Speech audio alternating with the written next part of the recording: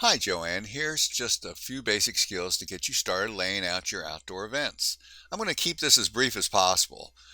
Pick your northeast map from your list of areas, and then zoom in on the map by holding down the Control tab on your keyboard while you rotate the wheel on your mouse. Click the right button on your mouse to pan your view.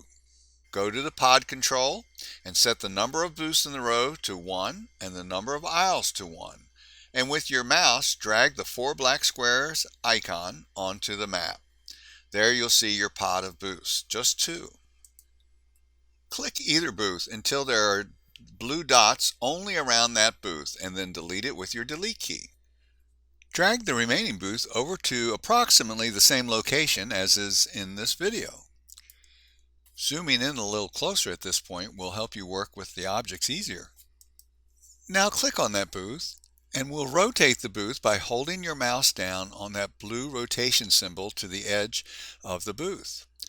Move the mouse, still holding it down, and try rotating it to match the edge of the roadway. I'll show you a quick way to make more booths already rotated correctly. Make sure the booth is active with the blue dots around it, and then hold down your Control key. Then click the D key. D stands for duplicate. Click it 3 times.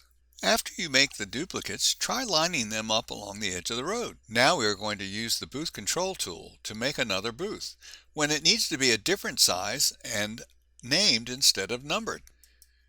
Click and activate any one of those booths, then go to the Booth Control tool to change the size and replace the number with a name. Then click New. New makes a copy with those changes. OK changes the activated booth itself. When the copied booth appears next to the original, drag it into its proper position. Now the fun part. Activate this resized booth and go to the Icon Objects tool. Look for the gray tent icon in the list of various objects. When you find it, hold down your Shift key and click on that icon in the list. The booth will now appear as that tent. Do the same thing to create a symbol for a handicap ramp access. Activate a booth, go to the Booth Control. This time, instead of replacing the booth number with a name or title, leave the booth number blank. Leave the size unchanged and click New again. Drag that new booth into place where you want the handicap access sign to go. Then go back to your Icon Object tool to find that handicap ramp symbol. Hold down your Shift key and click the symbol or icon to see the booth change into your sign.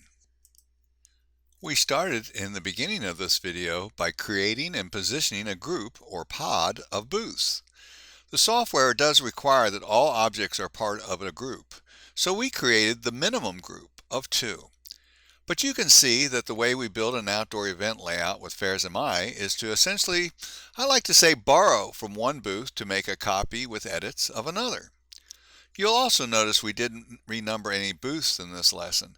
It usually works out best to wait until the layout is well established to create a logical numbering system. So to review, your icons object library is used when you need to replace rectangles with actual object shapes, signs, or symbols. The pod control is how you begin creating a layout, a starting group of booths that you use to expand on for the complete fair layout. You can create and place more than one pod on a plan, and the pod control is an extremely powerful tool for planning in side halls, automatically generating rows, aisles, and numbering. And the booth control tool is for editing individual booths or objects for the size, rotation, number, or name. Once you are comfortable reproducing the methods in this video, contact me and I'll send you the next little mini session. It's shorter than this video, and I promise it gets even easier once you've learned these first skills. Thanks so much for your interest. Contact me with any questions, requests, or feedback.